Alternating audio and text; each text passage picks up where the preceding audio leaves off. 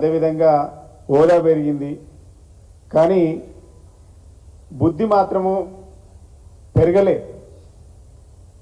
అదే వక్రీకరించి గత ప్రభుత్వాన్ని మా నాయకుడు కేసీఆర్ని తిట్టాలి, లేకుంటే హరీష్ రావు గారిని తిట్టాలి, కేటీఆర్ గారిని తిట్టాలి, మా ప్రభుత్వం పైన నిందలేయాలి, ఇలా పరిపాలన జరపాలని 8 నెలల నుంచి అదే ప్రయత్నం ముఖ్యమంత్రి మంత్రులు చేస్తూ ఉన్నారు. ఇలా మీరు ఏం మాట్లాడినరు? ఆనాడు కలెక్షన్ సెంటర్లు, ఈరోజు కాల్ సెంటర్లు అని ఇలా మంత్రికి మేము సవాల్ చేస్తూ ఉన్నాం. నిజంగా మీకు చిత్తశుద్ధి ఉంటే, నిజంగా మీకు దమ్ముంటే, మీ ఆర్టీసీలో ఎలాంటి కలెక్షన్ దంద లేదు అని, ఎలాంటి కరప్షన్ జరుగుతలేదని, మీకున్నటువంటి మంత్రి శాఖలన్నిట్లలో లేదని ఒక శ్వేతపత్రం విడుదల చేస్తారని అడుగుతా ఉన్నాం. అరే, కాంగ్రెస్ పార్టీ అంటేనే కదా కలెక్షన్, కరప్షన్, కమిషన్, ఈ మూడింటికి care of address Congress party. ఈ దేశంలో ఎవరిని అడిగినా చెప్తారు, చిన్న పిల్లవాడిని అడిగినా కాంగ్రెస్ పార్టీ అంటే ఏంటిది అనేది ఎవరిని అడిగి చెప్తారు. 75 సంవత్సరాలుగా అవినీతిని ఈ దేశానికి పరిచయం చేసిందే కాంగ్రెస్ పార్టీ. ఎందులో జరగలే అవినీతి?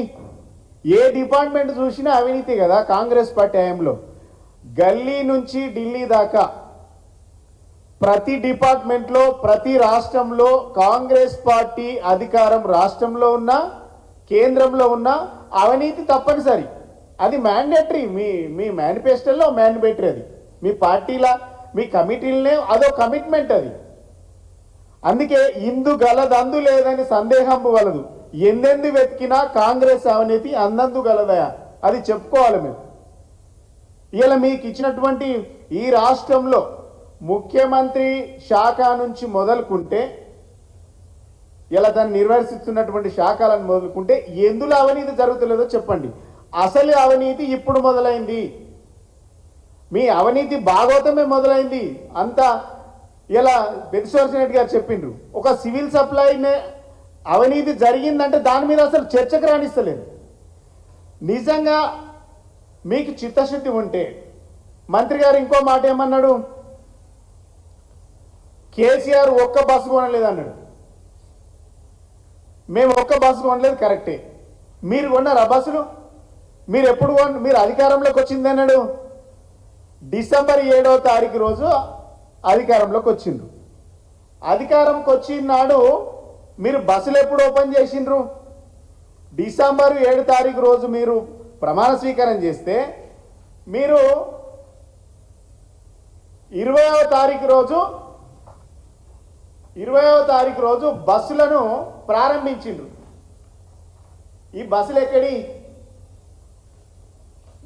అంటే 17 రోజులల్లా మీరు బస్సులు కొనుకొచ్చుకున్నారా? ఇవి 17 రోజులల్లో మీ బస్సులు కొన్నారా? అంటే సొమ్ము ఒకటిది, సోకొక్కడిది. కేసీఆర్ గారు సొమ్ము పెట్టి కొంటే గత ప్రభుత్వంది, ఇలా కాంగ్రెస్ పార్టీ సోకు చేసుకున్నది కదా. ఇది మా ప్రభుత్వం హయాంలో కొన్నటువంటి బస్సులను రిబ్బన్ కట్ చేసింది నిజమే. హరీష్ రావు గారు చెప్పిన మాట నిజం, ఇది ఒప్పుకో.